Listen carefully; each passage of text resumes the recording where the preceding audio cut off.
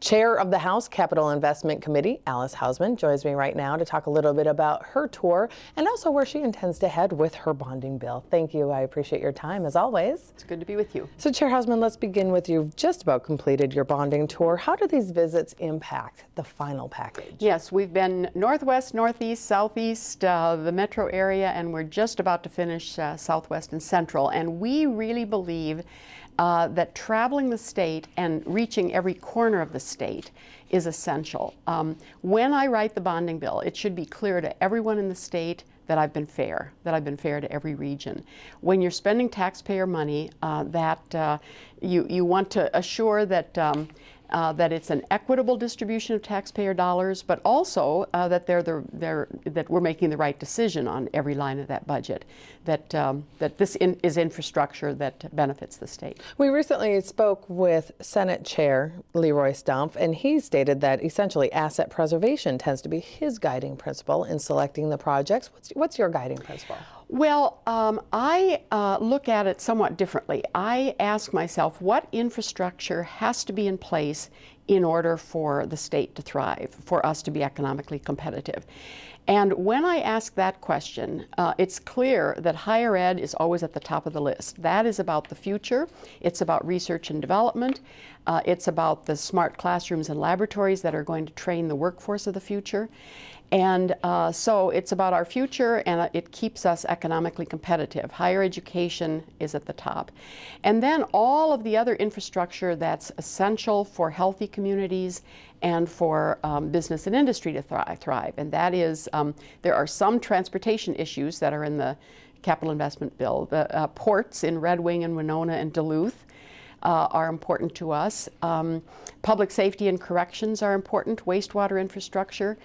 So I ask the question, what infrastructure has to be in place in order for the economy to thrive? He also stated that he has some concerns about the debt capacity that's been used, using his words, backdoor methods coming from committees other than capital investment.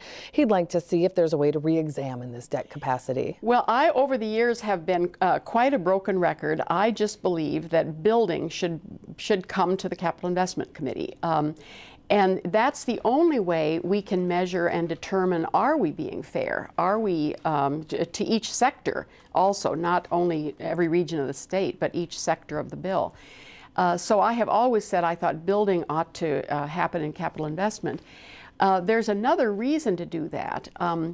When you do it through appropriation bonds, as we're doing with the legislative office building, it costs more. So if we had done that with general obligation bonds, that building would cost less. And I made an argument on the last night of session when I heard about the building that we ought not to be doing it in the tax bill, and we ought not to be doing it with that funding source, but that instead we should be doing it with general obligation bonds. It's a less expensive way of doing it.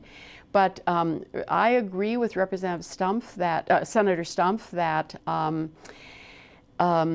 because we have debt service guidelines, we want to be sure that all of the long-term debt is focused on our highest priorities. When you begin to do it in other bills, it's harder to do that priority setting that he and I do. And you spoke a little bit, using your words, priorities. It appears as though you and Senator Stumpf have essentially the same priorities, maybe just a different manner of ranking them. So how do you reconcile these when it comes to sitting down and... He and I have already had really quite a number of conversations, and I think we're on the same wavelength about a number of the big items. There are still questions to be answered about a few of them. And so I think reconciling them between the two of us will be a fairly easy proposition.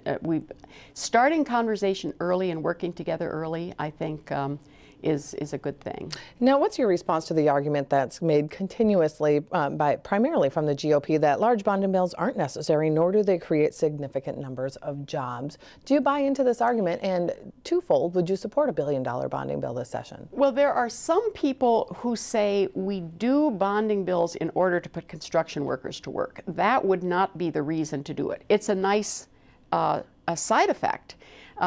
We decide what infrastructure is important to us for the economic health of the state, And when we build them, obviously we put people to work while those while those projects are being built. But that's not why you would do a bonding bill. So I just have always sort of dismissed that argument. It's not an argument I make. You don't do it to put construction workers to work. They're going to have jobs as a result of the bill, but it's not the reason for it. As to the size, I think that argument has been going on for a few years now, and it has not served the state well, because it has served to hold down the size of those bills, and as a result you can see the lack of investment everywhere. Everyone's feeling it.